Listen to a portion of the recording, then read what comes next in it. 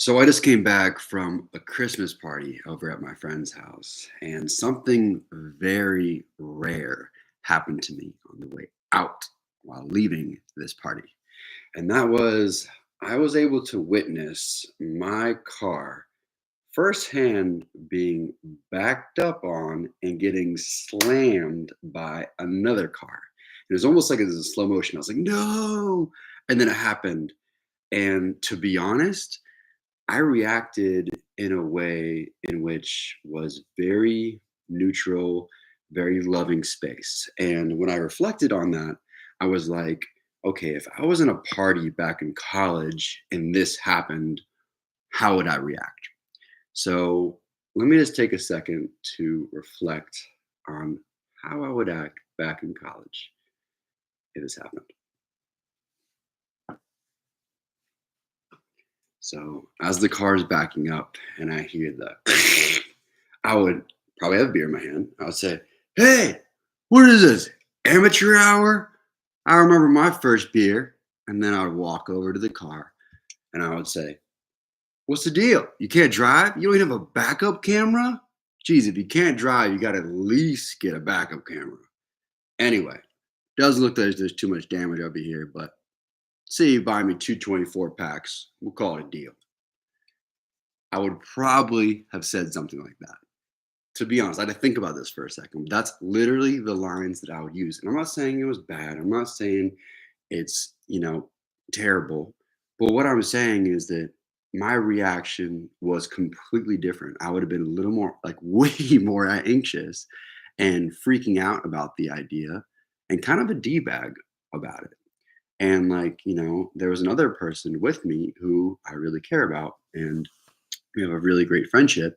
And this person probably would have been like, wow, like he is really a D-bag, like treating this person like this. And, obviously wasn't intentional. But, in this moment, like in reality, when this happened, it was somebody that I knew. The first thing I did was I went over to the car. This is back to sober me. That's why I changed my hat. Um, the first thing I did is I opened the car door because it was a little cracks, and I said, "Hey, are you okay?" Because sometimes when people get in accidents, they feel rattled up, right? They feel uncomfortable. So I was first thinking towards her, like, "Hey, are you okay?" And then I said, "Okay, let me just." She said, "Oh yeah, like I think I hit your car. Is everything okay?" So yeah, I'm gonna just go ahead and check the damage. Luckily, the bumpers matched up perfectly. So like the rubber part of my bumper and the rubber part of her bumper just kind of hit. And although it did make a noise and it jerked my car back and forth, it wasn't a big deal. And so instead of yelling at this person or making fun of this person or even like trying to get some free booze out of it, my friend and I kind of guided this girl who was a little shooken up, out of the parking space, which was along the grass, so that she wouldn't get stuck like in the trench because she was in a small car and it was kind of on a curve. And sure, some of this comes from growing up, absolutely. But do I know how I would react had I been drunk in that situation right now? I don't know. I haven't been drunk for so long that I don't remember, but I do remember that I would just get so anxious. Like I would get so worried, I would freak out over things, and my emotional regulation wasn't as sound as it is now. And would think about myself first. I would be like, "Oh my gosh, this bitch just nailed my car." That would be the energy. "This bitch just nailed my car." That would be the energy I would come from. And then I would be like, "What the fuck? That she can't even handle her alcohol." Because I'd be probably be coming from a party. And granted, the place that I went to tonight, the Christmas party, there was not 1 ounce of booze, not zero. And there was probably 20 people there. So it just comes from a different energy. Like we were able to connect around the table. We were able to share really intimate things about ourselves and ask like really deep questions. And back in the day when I was drinking, that would never come up. Maybe if you played Never Have I Ever, it would be like Never Have I Ever Had Sex on a Plane. Something like that would come up. But we were actually having like really in-depth conversations, which led to very quick deep connections, right?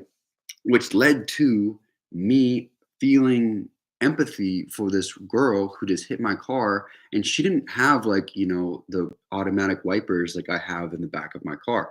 All of her windows were fogged out, because of the condensation from how cold it was outside. So the first thing I said when she like pulled out, I said, "All right, go ahead and put all your windows down." So I went from like from a person that was more like reactionary, like you're wrong, I'm right. I'm gonna get a rise out of you because I'm in the right and you did something bad to me and you deserve this and I'm going to punish you for this.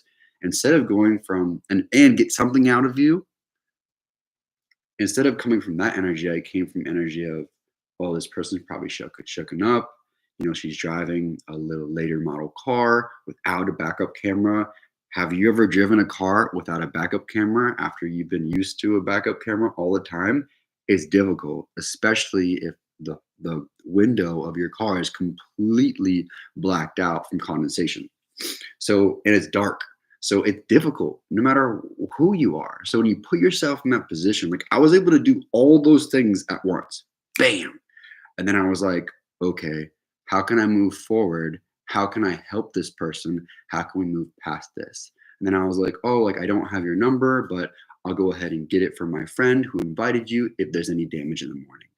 Like, so all these steps were all solved because I was sober. I was in my right mind. I have emotional regulation because I've worked on that because I stopped drinking.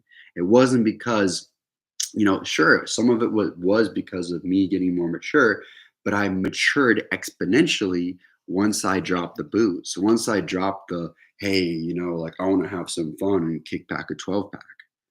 Like once I was like, oh, well, I'm having a bad day, or I just dealt with a breakup, so I'm gonna get hammered and hook up with some chick. Like once I got rid of that like default button to like fix things, and I was able to fix things using my mood stability, my emotional regulation, then my whole entire world just changed.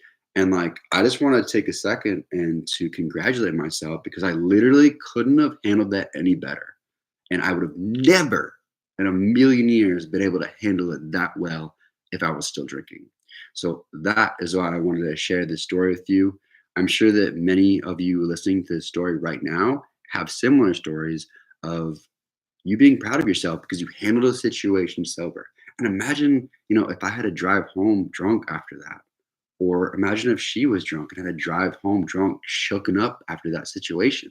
Like, luckily, we shared some stories, and I had a couple kava shells before I headed out. But the cool thing about kava is when you stop drinking it, poof, you don't feel it anymore. It's not like if you drink five of these, you know what happens when you drink five of these? You get behind the wheel of a car, and it's a lot more difficult than if you didn't have them. So anyway, I just wanted to share this story with you because it's fresh.